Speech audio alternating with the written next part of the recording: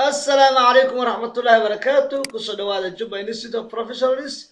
وكورسنا English كجارهان مادتنا What is in use lesson 1 حنكادنا prison bank حبس كل بنك كل حياة الحبس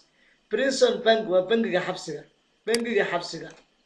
Some might say dadka qaarkood waxa laga yaabaa inay dhahaan this is the safest bank waa bangiga ugu ammaanka badnaa in the world adduunka it operates wuxuu ku shaqeeyaa inside Peru's largest prison gudaha xabsiga ugu weyn Peru marka inside waa gudaha Peru-na waa wadan magaciis largest ugu weyn weeye prison waa xabsi and is run entirely waxaa maamula gabi ahaanba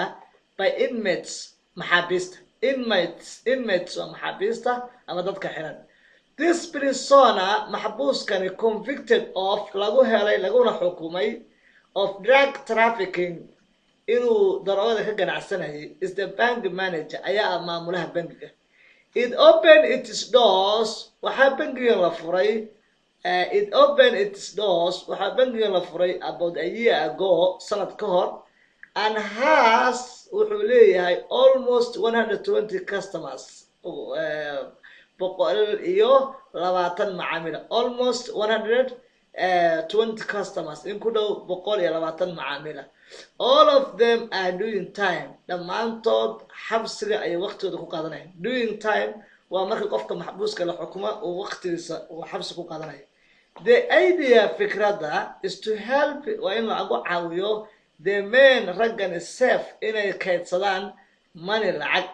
which will come in handy taasoo caawin doonto ama faa'iido u yeelan doonto come in handy taasoo faa'iido u yeelan doonto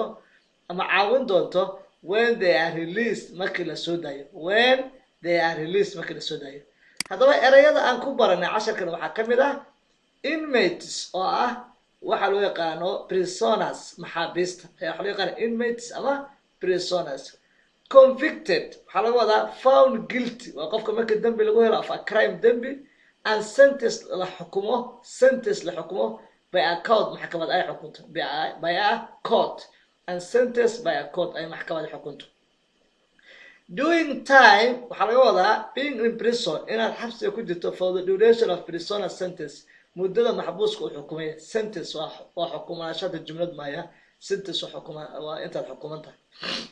come in handy macnaheedu waxa be useful faa'iido u leh come in handy waxa laga wadaa be useful faa'iido u leh release waxa laga wadaa freed la sii daayay haddaba ka shaqee exercise-kan adagoo isticmaalaya erayadaas hore waa erayadan hadda aad baratay casharka kusoo baratay ayaa la rabaa inaad ku buuxiso exercise-kan